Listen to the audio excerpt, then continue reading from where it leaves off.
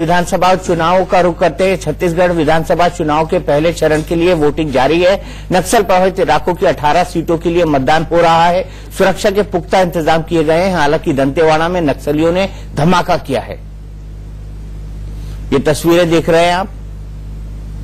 तस्वीरों में आपको दिखाई दे रहे हैं कितने सुरक्षाकर्मी तैनात है इन 18 सीटों पर पोलिंग के लिए। और 7 बजे से 3 बजे तक का वक्त रखा गया है पोलिंग के लिए। दरअसल होता 5 बजे तक का वक्त है, लेकिन यहां पर जो पोलिंग पार्टीज हैं वो अपना काम करके निकल लें और बैलेट बॉक्सेस को सेफ कर दें। उसके लिए ये 2 घंटे का अतिरिक्त वक्त दिया जाता है इन इलाकों में, ताकि जो नक्सली हैं वो किसी तरह का हमला न कर पाए। अनुज जी, जब से पूरा का पूरा रमन सिंह का सरकार आया है, पूरा तामझाम आया है, तब से आपको क्या लगता है नक्सल प्रभाव में कितना, प्रभुत्व में कितना असर पड़ा है? दीपक जी, इसमें कोई दो राय नहीं कि रमन सिंह सरकार ने नक्सलियों से लड़ना शुरू किया है। जिस समय केंद्र में मनमोहन सिंह की सरकार थी, उसके आपको ध्यान होगा कि बाद में उस सरकार ने भी लड़ाई करने की अपनी प्रैक्टिस जो है वो दोहराई। माने उन्होंने राज्य सरकार को मदद करना शुरू किया और उसके बाद मुझे ऐसा लगता है कि सबसे पहले अबुझमाड़ में फोर्सेस का पहली बार जाना, पूरे इतिहास में पहली बार जाना, वो बड़ी घटना है। और अबुझमाड़ में जो उनके केंद्र नक्सलियों के, जिसको उन्होंने अपनी राजधानी की तरह से बना रखा था, वहां तक फोर्सेस का जाकर के उनके हथियार बनाने की फैक्ट्रियां रखने के स्थान उनको अपने नियंत्रण में कभी कभी ले पाना, ये बड़ी घटनाएं हुई हैं। छत्तीसगढ़ में नक्सलवाद कितना बढ़ा उसका सबूत मैं ये दूंगा कि पिछले विधानसभा चुनाव में जब झीरम घाटी की घटना हो गई थी, उसके बावजूद बस्तर की 12 में से 7 सीटों पर 75% से अधिक वोटिंग हुई थी और केवल 2 सीटें ऐसी थी जहां 50% से कम वोटिंग हुई थी, बीजापुर में और कोंटा में। इसके अलावा यदि आप देखें तो जो बस्तर, जिसे हम बचपन में किताबों में पढ़ते थे, केरल से भी बड़ा जिला है, केरल राज्य, और उससे बड़ा ये जिला, उस जिले को 7 जिलों में बांटा गया। वो प्रशासनिक सरलता करने के कारण ही मुझे लगता है कि रमन सरकार को नक्सलवाद पर, आधे से अधिक नक्सलवाद पर छत्तीसगढ़ में नियंत्रण कर पाने में सफलता मिली है। लेकिन देखिए, एक मजेदार चीज क्या है, ये जो चुनाव 5 राज्यों के हैं, इसमें तेलंगाना जो छत्तीसगढ़ से, बस्तर से सटा हुआ है, वहां भी वोटिंग होनी है। 7 दिसंबर को वोटिंग होनी है। लेकिन फोर्सेस को ये आवश्यकता महसूस नहीं हुई कि छत्तीसगढ़ में सबसे पहला चरण जो कराया जा रहा है ताकि पहले से फोर्सेस वहां डोमिनेट कर सकें, वैसी कोई आवश्यकता तेलंगाना में है। आपको ध्यान होगा कि जब देश को आजादी मिली तो कम्युनिस्टों ने सबसे पहला सशस्त्र विद्रोह तेलंगाना में किया था, जिसको पंडित नेहरू और सरदार पटेल को दबाने में काफी मशक्कत करनी पड़ी। वहां से वो खत्म नहीं हुए, बल्कि उसे आधार बनाकर बस्तर का जो दंडकारण्य है, उस दंडक अरण्य है, उस पर उन्होंने अंदर से घुस करके, आंध्रा यानी अब तेलंगाना तरफ से घुस करके उस पर नियंत्रण किया और अंदर से बारूदी सुरंगें इस तरह से बिछा दी कि बस्तर की तरफ से जब फोर्सेस अंदर जाएं तो हमेशा शिकार बन जाएं। अब उस तरह की घटनाओं में काफी कमी आई है। तेलंगाना में वो आज नौबत इसलिए नहीं है क्योंकि वहां सड़कें बहुत अच्छी बन चुकी हैं। महाराष्ट्र के गढ़चिरौली और चंद्रपुर क्षेत्र में भी बन चुकी हैं। सड़कें बनने से फायदा यह होता है कि फोर्सेस बहुत आसानी से चली जाती हैं। बस्तर के अंदर अभी भी ठीक से सड़कें नहीं बन पा रही हैं, नक्सली नहीं बनने दे रहे हैं। जिस दिन जगदलपुर से बचेली किरंडुल जाना, अंदर से जाना आसान हो जाएगा, उस दिन ये मान लीजिए, उस दिन नक्सलवाद वहां खत्म हो जाएगा। मतलब इस तरफ जा रहे हैं आप? सरकार प्रयास कर रही है उस सड़क को बनाने का, लेकिन वो घने जंगलों के बीच से है। अभी भी आपको किरंडुल या बचेली, छत्तीसगढ़ का वो हिस्सा, वो जाने के लिए आपको विशाखापट्टनम होकर के जाना पड़ता है और शायद सरकार उसको तोड़ने की कोशिश कर रही है। हम फिलहाल लेंगे। छत्तीसगढ़ में पहले चरण के लिए 18 सीटों पर मतदान जारी है। आज नक्सल प्रभावित इलाकों में मतदान हो रहा है। नक्सली हिंसा के खतरे को देखते हुए सुरक्षा के पुख्ता इंतजाम किए गए हैं। 10 सीटों पर 3 बजे तक मतदान होगा, जबकि 8 सीटों पर 5 बजे तक वोटिंग होगी। आज जिन इलाकों में वोटिंग होनी है उनमें मुख्यमंत्री रमन सिंह की भी सीट है। रमन सिंह राजनांदगांव से मैदान में है। कांग्रेस ने रमन सिंह के खिलाफ अटल बिहारी वाजपेयी की भतीजी करुणा शुक्ला को मैदान में उतारा है। और इसी पर बात करने के लिए हमारे साथ बीजेपी से जुड़ गए हैं सुदेश वर्मा और कांग्रेस से जुड़े हुए हैं आलोक शर्मा जी। आलोक जी, बार बार ये इंप्रेशन क्यों जाता है कि नक्सलियों की सिंपैथाइजर है कांग्रेस? मैं ये इसलिए कह रहा हूं क्योंकि राज बब्बर का स्टेटमेंट आया, भैया वो तो रिवोल्यूशनरी लोग हैं। ऐसा क्यों लगता है कि कांग्रेस बार बार सिंपैथी दिखा रही है नक्सल्स के साथ?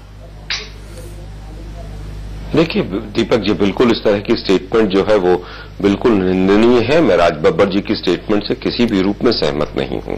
जहां तक बात नक्सलाइट की है, नक्सलिज्म जिस तरह से वेस्ट बंगाल के नक्सलबाड़ी से शुरू हुआ और जिस तरह से वो उड़ीसा और तमाम राज्यों में बढ़ा, उसको उस समय पर वहां की राज्य सरकारों ने काबू नहीं किया। उड़ीसा में आज हमारी लगभग 20 वर्ष से सरकार नहीं है, छत्तीसगढ़ में लगभग पिछले 15 वर्षों से हमारी सरकार नहीं है।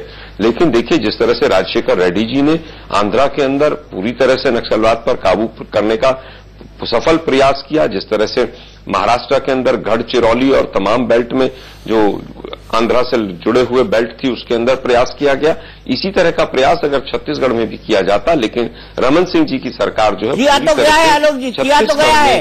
पहले से नक्सलवाद बहुत कम हुआ इस इलाके में। देखिए नक्सलवाद से जुड़े हुए अगर 4-4.5 वर्षों में जिले भी अगर आप देखेंगे तो 146 से लगभग 166-67 जिले हो गए हैं। मोदी सरकार आने के बाद 20-22 नए जिले जुड़े हैं जिनके अंदर नक्सलवाद का प्रभाव फैल गया है। मुझे नहीं लगता कि गृह मंत्रालय की जो रिपोर्ट है अगर उससे आप सहमत होंगे तो उसमें स्पष्ट तौर पर लिखा गया है कि नक्सलवाद जो है वो लगातार फैल रहा है, बढ़ रहा है। पिछले 5 दिनों में 5 घटनाएं बड़ी आई हैं। जिस तरह से पिछले चुनाव से पहले भी कितनी बड़ी घटना हुई थी, एक पूरे काफिले को जिस तरह से अटैक करके मारा गया था। मुझे नहीं लगता कि आप कागजी किसी बात को कहकर कह रहे हैं, लेकिन अगर वास्तविकता देखें तो नक्सलवाद पिछले वर्षों में लगातार बढ़ा है और रमन सिंह सरकार पूरी तरह से उसमें फेल रही है। सीधे चलते हैं हमारे संवाददाता संजय शेखर के पास। संजय हमारे साथ दंतेवाड़ा से जुड़ रहे हैं। दंतेवाड़ा भी एक नक्सल प्रभावित इलाका है। संजय, मैं जानना चाहूंगा, आलोक शर्मा जी कह रहे हैं कि नक्सल का प्रभाव बढ़ा है इस इलाके में। क्या नक्सल का प्रभाव बढ़ा है इस इलाके में या कम हुआ है? देखिए अगर 7-8 साल पहले की बात करें, उस समय से लेकर के अभी तक की अगर बात की जाए तो इस बात से एक कतई इंकार नहीं किया जा सकता कि नक्सलियों का जो कोर एरिया जहां तक था उसमें कहीं ना कहीं संकुचन आया है। उसमें सेंट्रल फोर्सेज जो है, पैरामिलिट्री फोर्सेज और छत्तीसगढ़ की पुलिस, उसने मिलकर के नक्सलियों को कहीं ना कहीं पीछे धकेलने की कोशिश की है। और अब जो है उस तरह से जो पहले शहरी इलाके तक आ गए थे, बहुत शहर के किनारे तक आकर के वहां पर अपनी वारदातों को अंजाम दे देते थे। लगातार वारदातें होती थी। न केवल वारदातों में कमी हुई है बल्कि उनका एरिया भी सिकुड़ा है, वो पीछे धकेले गए हैं। इस बात से इंकार नहीं किया जा सकता। और चूंकि उनको पीछे धकेला गया है तो डेवलपमेंट का भी जो प्रोसेस है वो भी काफी तेज हुआ है पूरे बस्तर में। इस बात से इंकार नहीं किया जा सकता। इस बात से इंकार नहीं किया जा सकता। आप दंतेवाड़ा में खड़े हुए हैं, क्या कहता है वहां का वोटर का मिजाज? क्या कह रहे हैं वहां के वोटर जो सुबह सुबह वोट डालने निकले हैं? आप जरा उनसे बात कीजिए संजय।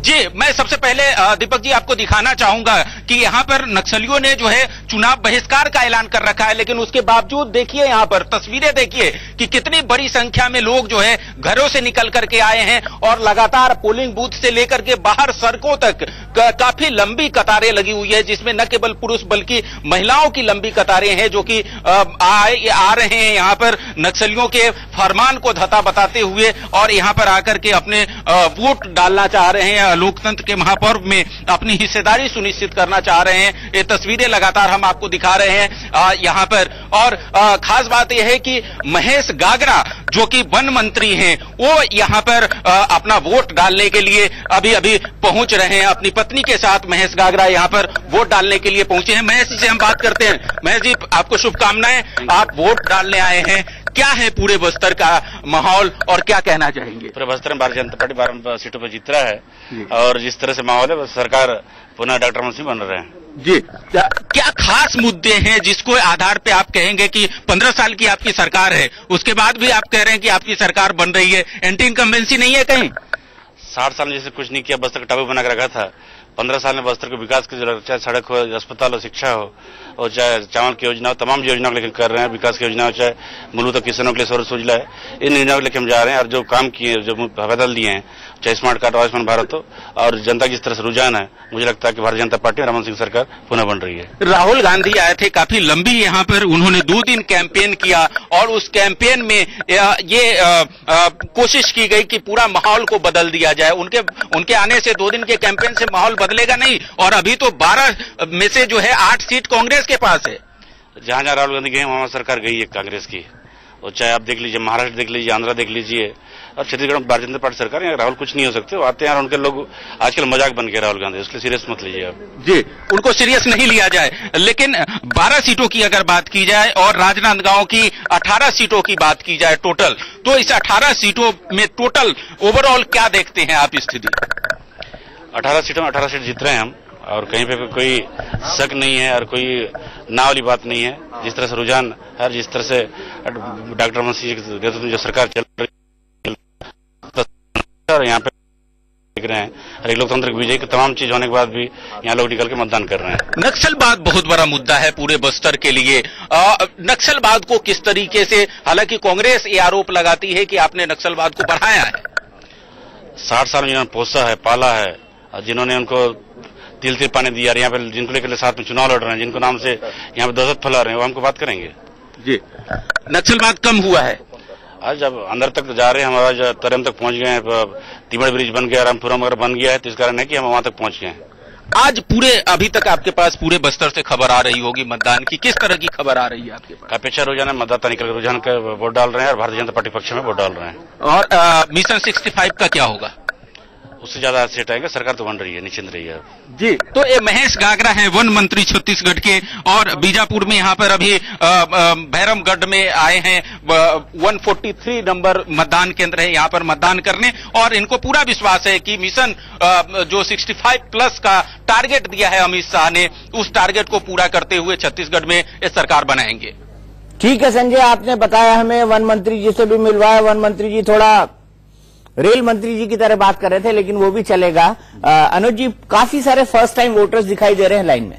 जी हाँ, बिल्कुल बिल्कुल फर्स्ट टाइम वोटर हैं। देखिए, आज छत्तीसगढ़ से इन 5 राज्यों के चुनाव में मतदान की शुरुआत हुई है। लेकिन दीपक जी, आज का दिन इस पूरे सेमीफाइनल में बहुत महत्वपूर्ण है। 12 तारीख का आंकड़ा क्या है? सभी राज्य इसमें इन्वॉल्व हैं।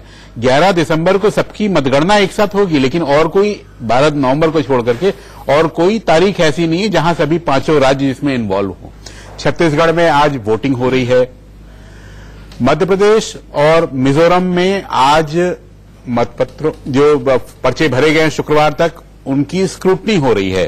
तो आज पता लगेगा कि कितने लोग मैदान में रहने लायक रह गए हैं। और राजस्थान और तेलंगाना में आज सुबह जब अधिसूचना हो गई, उसके बाद से नामांकन भरने की प्रक्रिया शुरू हो गई है। तो आज की तारीख में 5 राज्य आज की राजनीति से इन्वॉल्व हैं। और जो आपने दिखाया इसमें कि नए वोटर जो हैं उनमें उत्साह है और सभी लोगों में उत्साह है, तो मुझे लगता है कि बस्तर में जो पिछले 5 साल पहले जिस तरह की वोटिंग हुई थी, शायद उससे भी अच्छा प्रतिशत मतदान इस बार होने वाला है। अगर मतदान अच्छा होता है तो इसके क्या संकेत होंगे? शाम को